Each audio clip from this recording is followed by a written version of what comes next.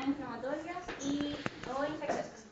Entonces nosotros tenemos que tener un enfoque sistémico y basado en un análisis dirigido, un examen físico también dirigido, y antes de realizar cualquier tipo de examen tenemos que hacernos 4 tipos de preguntas, que es primero dolor es articular o periarticular, segundo el dolor es inflamatorio o mecánico, tercero el número de articulaciones que están afectadas y el tiempo y patrón de evolución que ha tenido el paciente. Siguiente. Bueno, primero haciendo como una diferencia entre el dolor inflamatorio versus el dolor mecánico. El dolor inflamatorio va a tener una rigidez matutina mayor a 30 minutos, es prolongada. El momento de mayor dolor va a ser durante el reposo. El dolor va a ceder cuando el paciente está realizando alguna actividad con la articulación. Puede estar acompañado de tumefacción y calor. Y también puede haber inestabilidad, bloqueo, pero es poco probable. En cuanto al mecánico, es una rigidez matutina más breve. El momento de mayor dolor es durante el uso de la articulación.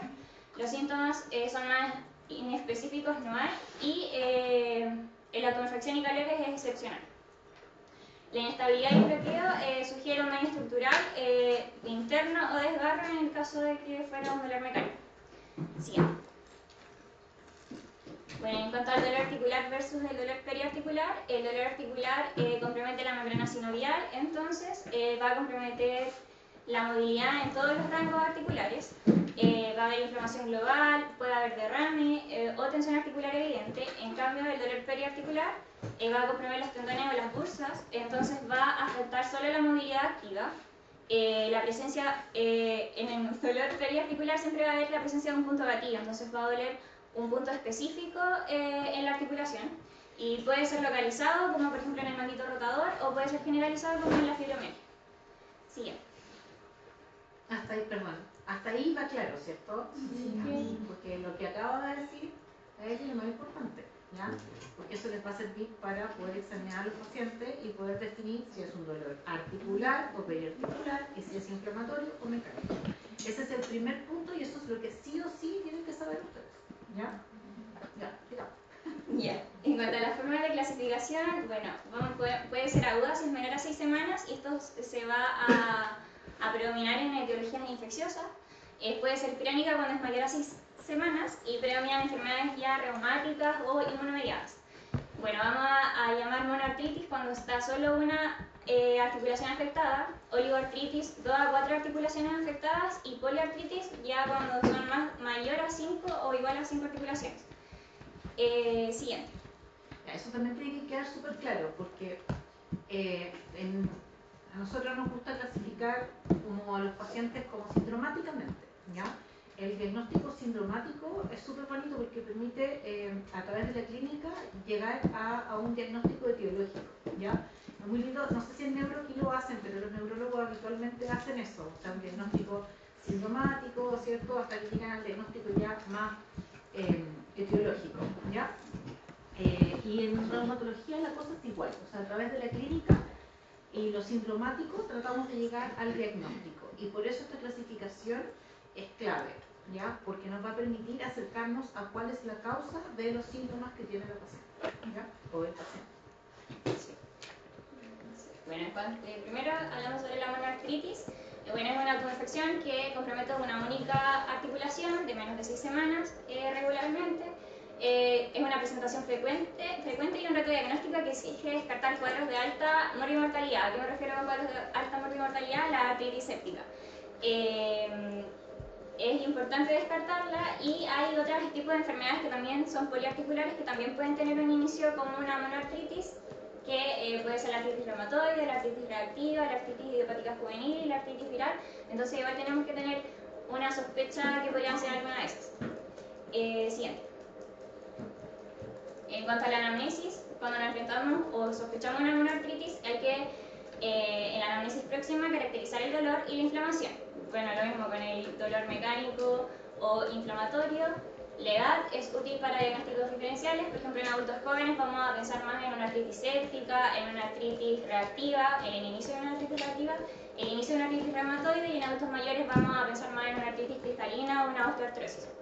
El inicio del cuadro, siempre preguntar cuándo, forma de inicio, cómo comenzó, la localización de dolor, y otros síntomas asociados, por ejemplo, fiebre, compromiso del estado general, tumefacción, eritema, baja de peso. En la remota nos podemos enfocar en antecedentes mórbidos como si ha tenido psoriasis, enfermedad inflamatoria intestinal, uveitis, historia familiar de enfermedad inflamatoria, fármacos, uso de anticoagulantes, uso de corticoides, esto también por sus efectos adversos, la ocupación que ha tenido el paciente, contactos sexuales de riesgo, viajes recientes y uso de drogas intravenosas. Siguiente. Al examen físico, bueno, siempre ver los signos vitales y el estado general del paciente, siempre examinar y comparar la articulación contralateral con la articulación afectada, revisar todos los segmentos lo posible, buscar uveitis, úlceras, nodos, exantemas, placas psoriásicas, tofos, signos de inflamación, por ejemplo, calor, rubor, dolor, una tumefacción, limitación de los movimientos del rango articular. También se puede ver o hacer el signo del témpano en la rodilla para detectar derrame, movilizar activa y pasivamente el segmento para diferenciar también entre un dolor inflamatorio o mecánico. Si no se encuentran hallazgos, pensar que también el daño puede ser referido tanto como de la cadera o de la columna. Siguiente. Bueno, exámenes que hay que pedir, laboratorio, siempre pedir hemograma, PCR, VHS, hemocultivos, exámenes reumatológicos, si es que uno ya tiene una sospecha, también podría pedirlos. Imágenes, generalmente se pide radiografía para descartar fracturas, erosiones. La ecografía es lo más útil en caso de que uno sospeche de derrame, porque va a detectar el derrame, también puede detectar sinovitis, evaluar el Doppler y también guía la artrocentesis, en caso de tener que realizarlo. La artrocentesis es el gol estándar, siempre realizar si es que uno encuentra derrame en la articulación, y uno tiene que evaluar el aspecto, el recuento celular, gramo y cultivo, cristales, glucosa y proteínas. Siguiente. Bueno, los diagnósticos diferenciales en la monoartritis siempre se presentan enfermedades que pueden comprometer gravemente al paciente. Por ejemplo, puede ser por algún traumatismo, puede ser una monoartritis cristalina, séptica o artrosis. Siguiente. Entonces, hablando sobre la artritis séptica, es un proceso inflamatorio que agudo articular, en un 90% es monoarticular, tiene una elevada mortalidad, por eso es una urgencia médica, está producida por invasión de patógenos pirógenos. Las articulaciones más afectadas por la artritis séptica son la rodilla y la cadera. En cuanto a la etiología, en un 70-80% se da por el Staphylococcus aureus o el Streptococcus pneumoniae. Hay que pensar en gonococos cuando se presentan adultos jóvenes y también pensar en gram negativos. Las vías de infección, la principal es la vía hematógena. También puede ser por inoculación directa, por algún tipo de traumatismo, por alguna cirugía. Y también puede ser por continuidad, por ejemplo, si el paciente está con una celulitis o una osteomielitis, también podría generar una artritis séptica. Siempre hay que pensar y buscar una puerta de entrada, y la artritis producidas por micobacterias y hongos hay que pensarla en pacientes que son inmunosuprimidos. Entonces la clínica es generalmente un inicio agudo, brusco, caracterizado por una marcada inflamación, dolor, aumento de temperatura local, aumento del tamaño, eritema y en ocasiones síntomas sistémicos como fiebre y compromiso del estado general. También, si no se presenta con fiebre, no es como, no tiene artritis séptica. Puede pasar que no tenga fiebre el paciente y también lo tenga. La impotencia funcional con disminución del rango articular también es característico de la artritis séptica. Siguiente. Bueno, en cuanto al laboratorio, en el hemograma vamos a encontrar una leucocitosis con desviación a la izquierda. Los reactantes de la fase aguda también van a estar aumentados, la PCR y la VHS. El hemocultivo generalmente va a salir positivo. La estratificación de riesgo se hace con los criterios de Kocher, que es fiebre, imposibilidad de ambular, claudicación, la velocidad de sedimentación, o sea, el VHS va a estar mayor a 40, la leucocitosis sistémica es mayor a 12.000 y eso nos va a dar como la estratificación de riesgo que el paciente podría tener una artritis séptica. Imágenes que voy a realizar, se puede realizar una radiografía, pero que solo va a mostrar resultados tardíos, mayor a 2 semanas, entonces no sirve mucho. La ecografía, esa sí es importante realizarla porque va a ver el derrame articular y guiar la función de la artrocentesis. Y también se puede hacer una resonancia magnética o un TAC si se está sospechando una osteomielitis o abscesos, sinovitis intensa. El manejo de la artritis séptica va a ser con antibióticos, cefasolina 1 gramo, cloxacillina 3 gramos cada 6 horas endovenosa. puede utilizarse un ayudante como la gentamicina, 160 miligramos al día de bebé, y la duración es 2 semanas por vía endovenosa y más 4 semanas por vía oral, entonces hay que completar un total de 6 semanas. También va a tener un rol importante lo quirúrgico, realizando una artrosíntesis con el drenaje y también un lavado articular de la articulación, esto para mantener la viabilidad del cartílago. Eso es un aseo del pabellón, sí, que se tiene que hacer, ¿ya? Y no sé si viene después lo que... ¿Vas a decir algo más de la artritis séptica? Después voy a mostrar cómo tiene que ser el líquido siguiente. ¿El siguiente? Aquí. El líquido séptico, que va a ser la urgencia, el aspecto va a ser opaco, purulento, la viscosidad es variable y los leucocitos, es importante que son mayores a 50.000, la glucosa va a ser menor a 50 y en ese caso uno tiene que sospechar la artritis séptica. Ya, sí, la viscosidad debería estar baja. Porque, claro, uno habla más de financia en el líquido, ¿ya? Y la financia es baja, ¿ya? Porque en el fondo, para que se acuerden, es como el tema del monogine, ¿ya? Que en el fondo aquí se corta, ¿ya? Porque se corta antes, tiene una baja financia porque tiene microorganismos que rompen los colágenos, todos los glicosaminoglicanos y todas esas cosas. Entonces, la financia, que uno habla más de financia en líquido más que viscosidad, es baja, ¿ya? Pero al final lo que uno hace es lo mismo, o sea, con el guante uno hace lo mismo de estirar y ver hasta cuándo dura el líquido, ¿ya?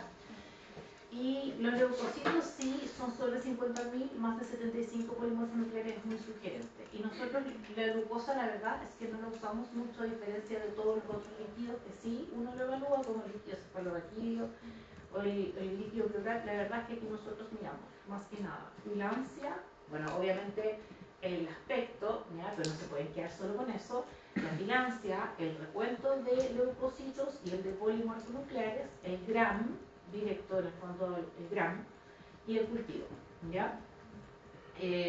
Eso es lo que más miramos nosotros.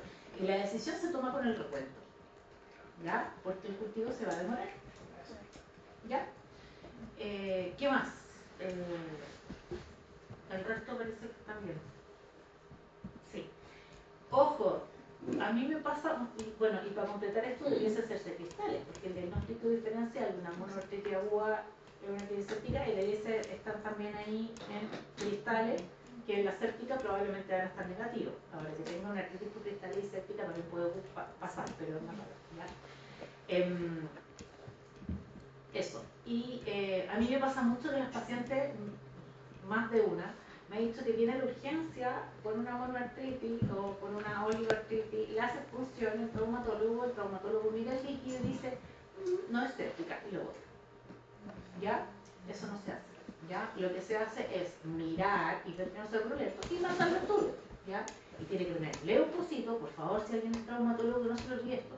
Recuento de leuco, polimorfonucleares, ¿ya? GRAM, cultivo y cristales. ¿Ya? Si no tiene todo eso, la verdad es que no va a servir mucho que lo pinchen, porque si van a mirar y van a decir, no es séptica, no me sirve, no le sirve al paciente tampoco. ¿Ya? Tiene que tener estudio y el estudio tiene que ser completo. ¿Ya? Eso. ¿Sí? Bueno, sobre la artritis por depósito de cristales, también es una cosa frecuente de monoartritis. Está la gota, que es por cristales de urato monosódico. Los cristales tienen forma de aguja. La clínica es principalmente la podra, que es la que está afectada a la primera articulación metatarsofalángicas. Generalmente se dan en extremidades inferiores y en hombres principalmente mayores de 40 años. Desencadenantes puede ser el alcohol, deshidratación, diuréticos, fiebre. Cuando hablamos de pseudogota es dada por cristales de pirofosfato cálcico. Los cristales son diferentes, son romboidales. La clínica es que afecta a rodillas y muñecas, grandes articulaciones frecuentemente, y se da en adultos mayores que ya tienen una artrosis previa. En las imágenes, en una pseudogota se puede ver condrocalcinosis, que es la calcificación del cartílago, y esto se puede ver en la radiografía o la ecodoppler. El tratamiento de la artritis por depósito de cristales son AINES, la colchicina, corticoides pueden ser intraarticulares o sistémicos, y el alopurinol, que es un hipouricemiante, pero este se reserva para el manejo intercrítico cuando ya está hecho el diagnóstico, no se recomienda cuando se da una crisis aguda. O sea, no se recomienda iniciar con una crisis. Yo creo que esto da para un seminario completo, ¿ya? Y yo creo que esto es de manejo de médico general, por lo tanto debiésemos tener este seminario. No sé por qué siempre todos los años no le entregan este seminario. Si lo hacen, yo creo que sería ideal, ¿ya? Es súper importante eso, porque el alopurinol no se inicia ni se suspende en la crisis. ¿Ya? Si tú tienes crisis y no estás con alopurinol, no inicias el alopurinol en la crisis hasta que se le pase. Pero si tiene una crisis y ya viene con alopurinol, no se suspende. En el fondo, no se indica ni se suspende durante la crisis. ¿Ya? Pero si lo tiene, digamos, indicado, no se suspende. No es que no se use durante la crisis. ¿Ya? No se inicia ni se suspende durante la crisis. Si está iniciado, se mantiene. Si no tiene, no se inicia. Hasta que se pase o disminuya la crisis. ¿Ya? Y que eso es lo que hacen los pacientes siempre, y eso lo único que hace es que lleguen peor. ¿Ya? Sí. Y lo importante, ¿qué claves te puede dar el que sea por depósito de cristales? La gota, habitualmente, miren en la oreja a los pacientes, porque de repente tienen tofo en la oreja, ¿ya? Que son esas cositas blancas. Y eso te puede dar una clave. Y lo otro es que generalmente tienen antecedentes de haber tenido un episodio antes. Entonces tú le dices, primera vez que le pasa, no, me pasó cuando tenía 30 en el pie. Casi siempre parten por el pie. Después me pasó en el tobillo. Y ahora me pasó en la rodilla. ¿Ya? Pasa eso. Y cuando son, generalmente se precipita por un estrés. Por ejemplo, la condrocarcinosis de las viejitas que están hospitalizadas que llegan por un infarto, se hacen todo el tratamiento del infarto y de repente, ¡pum!, la rodilla así igual. ¿Ya? Eso, el estrés puede precipitar una crisis de pseudococco. ¿Ya? Y el manejo es muy parecido, pero no vale la pena que lo hablemos completo acá, sino que en un seminario aparte si lo llegamos a ver, ¿ya? Pero la clave es que generalmente tiene episodios previos, ¿ya? O bien tiene alguna clave del examen físico como la presencia de tofo, ¿ya? O, la radiografía también te puede mostrar la condrocarcinosis en las pacientes diabéticas, ¿ya? O sea, hay clave. Sí. Y se confirma con el líquido que ve que los cristales. Sí. Sí. Bueno, en cuanto a la artritis traumática, es una monoartritis de instalación rápida, secundaria a un antecedente traumático, evidente en un sobreesfuerzo agudo. Esto obliga a sospechar un daño estructural intraarticular severo. Las causas más frecuentes son fracturas intraarticulares, rotura de ligamento, meniscopatías. La clínica se da un dolor articular de inicio agudo, aumento de volumen, limitación funcional, derrame articular y antecedentes. También puede tener antecedentes de algún trauma o esfuerzo repetido. La artrocentesis del líquido sinovial es frecuente encontrar hemartrosis. Si existe antecedente traumático, puede sugerir una fractura intraarticular. También se puede dar que la hemartrosis, haya hemartrosis, pero no haya un antecedente traumático. Y en esos casos hay que considerar coagulopatía, uso de anticoagulantes, tumores como sinovitis de nodular. El estudio, bueno, anamnesis dirigida, examen físico comparativo, tomar una radiografía si se sospecha una fractura, una ecografía o resonancia magnética según la lesión de partes blandas que se tenga, y una artrocentesis si es que hay derrame o duda de eso. Siguiente. Bueno, aquí hay un cuadro como resumen de la monoartritis aguda, que lo pueden revisar. Siguiente. Este cuadro es lo más importante, porque en el fondo, si tú tienes una monoartritis y la monoartritis es aguda, o sea, menos de 6 semanas, tienes que ir a descartar una artritis séptica.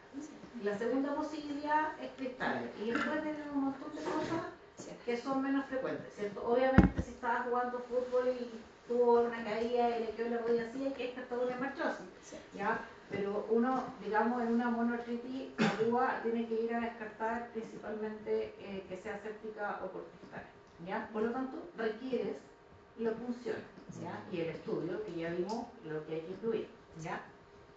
Ahora, ¿existen las monoartritis crónicas? Sí, son mucho menos frecuentes. Y la primera posibilidad no va a ser que sea una artritis séptica, si ya lleva 6 años con la rodilla así, ¿ya? Y una de las posibilidades también es que sea una artrosis, ¿ya? Que sea una artrosis de rodilla, una buena artrosis, y que el líquido sea no inflamatorio, que sea mecánico, ¿ya? Y ahí también te puede ayudar el estudio, ¿ya? Y puede que tenga incluso una condrocarcinosis PLK, ¿ya?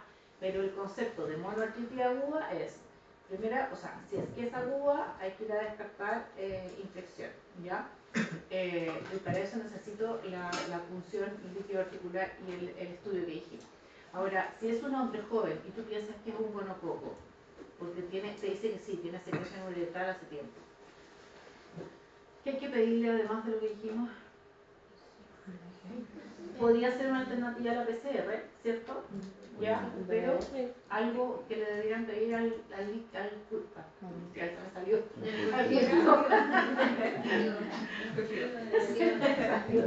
un cultivo en la hora de Taller Martin, ¿ya? Cultivo de Taller Martin y pueden pedir PCR de todas las secreciones que tengan. Eso, pero que no se olviden. Y el gonococo es diagnóstico porque puede haber infecciones graves, ¿ya? Y es típico el cuadro del gonococo que dé una adenosinovitis febril.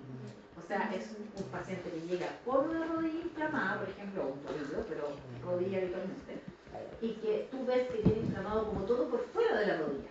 Entonces, es la rodilla con una artritis, pero todo lo que está como periarticular también, y es como bien rojo ya, y los tendones se inflaman. Es una tenosinovitis, además de la artritis, y febril. Eso es muy típico, el diagnóstico diferencial del gonococo de la tenosinovitis febril, ¿ya? Bueno, y si hay una leucemia es más grave aún, ¿ya? Entonces, no olvidarse del gonococo y si lo están sospechando, pedir Taller Martin, ¿ya? Y pedir PCR de lo que tenga prescripción. Eso, sí.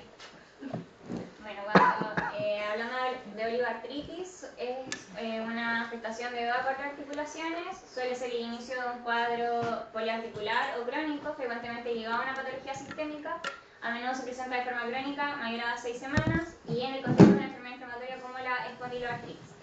Bueno, hay que hacer una buena anamnesis, un examen físico, se puede solicitar hemograma VHS, reactantes de fase aguda. Según la sospecha también se pueden solicitar marcadores inmunológicos como el HLA-B27, el factor reumatoideo, el anti-CCP, que es anticuerpos cíclicos, el HLA-B51 y serologías para virus de hepatitis B y C y parvovirus y otros. Siguiente. Bueno, la artritis reactiva es un tipo de oligoartritis.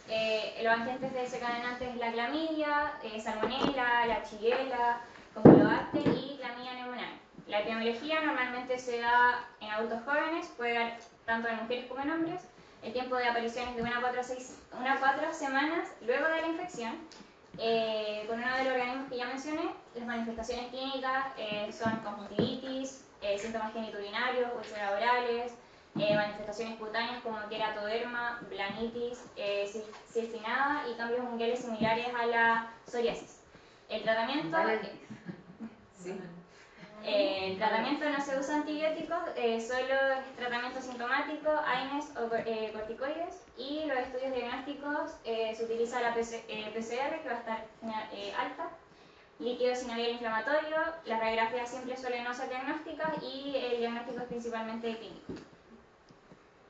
Siguiente. En cuanto a la artritis psoriásica, las características generales es que una artritis inflamatoria asociada a psoriasis afecta hasta el 30% de los pacientes con psoriasis, pertenece al grupo de la espondiloartritis y las manifestaciones asociadas son lesiones unguiales, pitting unguial, onicoelisis, hiperkeratosis subunguial.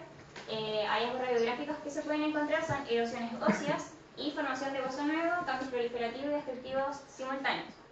El diagnóstico generalmente puede lograrse basándose en el patrón de afectación articular, en las pruebas de laboratorio y imágenes y en el análisis de líquido sinovial. El tratamiento es con AINES, terapia biológica, metotrexato para la dactilitis, que es lo que se ve ahí. Y eso, esas son las manifestaciones. Siguiente.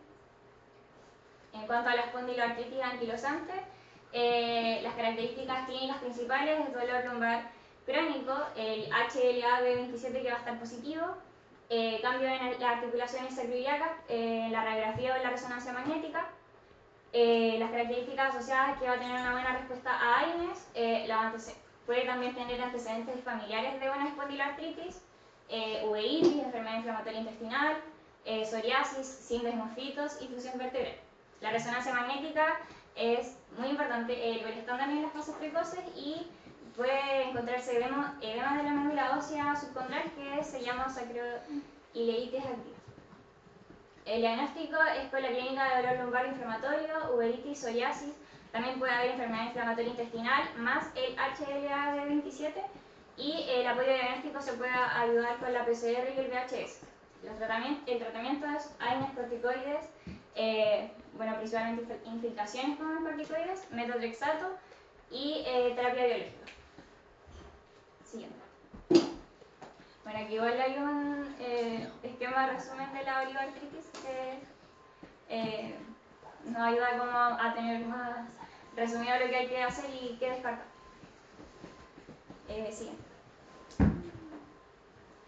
Bueno, hablando de poliartritis, la poliartritis es una inflamación mayor o igual a 5 articulaciones, hablando de poliartritis aguda, menor a 6 semanas.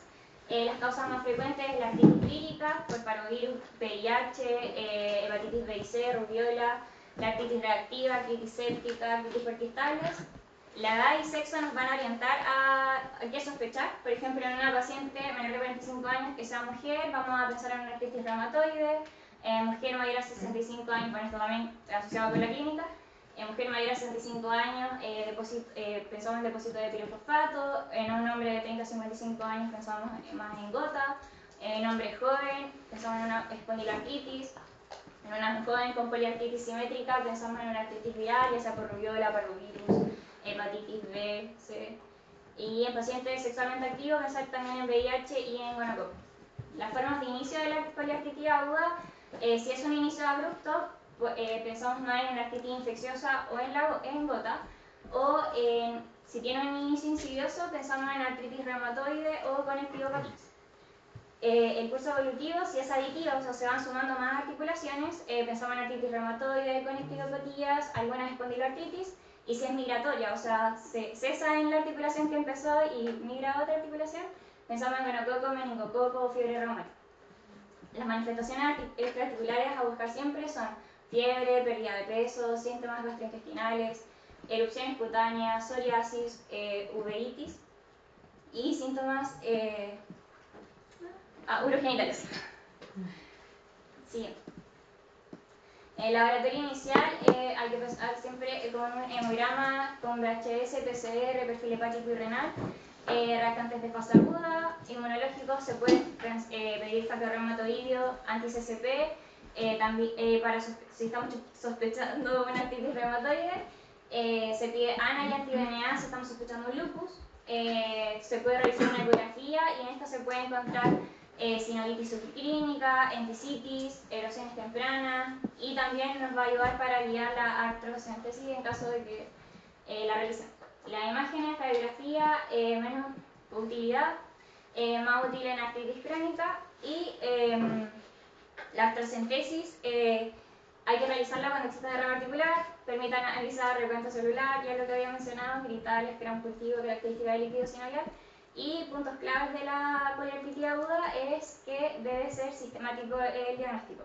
O sea, siempre hacer una anamnesis dirigida, un examen físico, el laboratorio orientado a la sospecha y artrocentesis precoz de imágenes seleccionadas según el contexto también del paciente. Siguiente. Bueno, igual hay un esquema resumen que es importante verlo sobre la poliartritis aguda. Siguiente. Y en cuanto a la poliartritis crónica, igual afecta la inflamación de mayor o igual a 5 articulaciones, mayor a 6 semanas. Las claves clínicas orientadoras si son simétricas y de pequeñas articulaciones, pensar en una artritis reumatoide. Si es asimétrica y está asociada a enticitis, dactilitis, pensar en una espondiloartritis. Manifestaciones sistémicas, por ejemplo, fiebre, Raynaud, úlceras, ojo seco, pensar en conectivopatías. Si es anciano y tiene condrocalcinosis, hay que pensar en una enfermedad por pirofosfato. Si hay hiperuricemia y tofos, gota crónica. En la anamnesis y manifestaciones intraarticulares siempre preguntar por fiebre, sudoración nocturna, pérdida de peso, rigidez generalizada, serositis, alopecia, fotosensibilidad, uveitis, que tenga fenómeno de Raynaud, el examen físico, explorar articulaciones, periféricas y axiales, buscar sinovitis, derrame, deformidades y limitaciones, evaluar sangre ilíacas y éntesis, importante de la poliartritis, revisar piel y fanerios, ojo rojo, roces pleurales, soplos cardíacos, dolor abdominal y alteraciones neurológicas. El estudio inicial básico también, hemograma, bioquímico, lactantes de fase aguda, PCR, VHS, factor reumatoideo, ANA según el patrón, radiografía de manos y pies y la poliartritis crónica también se debe siempre pensar en una artritis reumatoide, espondiloartritis, conectivopatías, gota crónica, esto también guiado por el patrón que nos menciona el paciente al momento de la anamnesis y también el examen físico. Siguiente. Los patrones de afectación articular también son importantes. Por ejemplo, si es aditivo, nuevas articulaciones se suman a las inflamadas, es típico de la artritis reumatoide. Si es migratorio, inflamación en nuevas articulaciones, mientras remite las previas, pensar en un lupus eritematoso sistémico o en una artritis gonocócica. Y si es intermitente, episodios de artritis seguidos de resolución, hay que pensar en una artritis microcristalina. Bueno, manifestaciones articulares frecuentes, fiebre, sudoración nocturna, pérdida de peso, lesiones de la piel, sinusitis, uveitis, fotosensibilidad, síndrome de ojo seco, fenómeno de Raynaud, y la artrocentesis también, realizar 6 derrames, imágenes, ecografía, ver sinovitis, enticitis, tofos, la radiografía y la resonancia magnética, ver la radiografía si hay erosiones, condrocalcinosis, lo mismo que ya había mencionado, y puntos claves, el curso clínico y la distribución articular son esenciales. La afectación axial orienta a espondiloartritis, la afectación de pequeñas articulaciones sugiere una artritis reumatoide o un lupus eritematoso sistémico y buscar siempre manifestaciones sistémicas y extraarticulares. Siguiente. La poliartritis. Ya, eso igual es un resumen de la poliartritis crónica. Y siguiente. Bueno. Y a modo de conclusión, el número de articulaciones afectadas y el tiempo de evolución son la base del enfoque diagnóstico. La anamnesia y el examen físico dirigido son súper importantes para hacernos sospechar las enfermedades que ya mencioné. La artritis séptica debe descartarse siempre en una monoartritis. La artrocentesis y el estudio de líquido sinovial es la prueba diagnóstica más importante cuando existe derrame articular. La poliartritis y la oligoartritis suelen reflejar enfermedades sistémicas, por lo que es fundamental buscar manifestaciones extraarticulares. Y un diagnóstico precoz y un tratamiento oportuno permite disminuir el daño articular irreversible, mejorar la funcionalidad, la calidad de vida del paciente y prevenir la mortalidad en caso de una artritis séptica.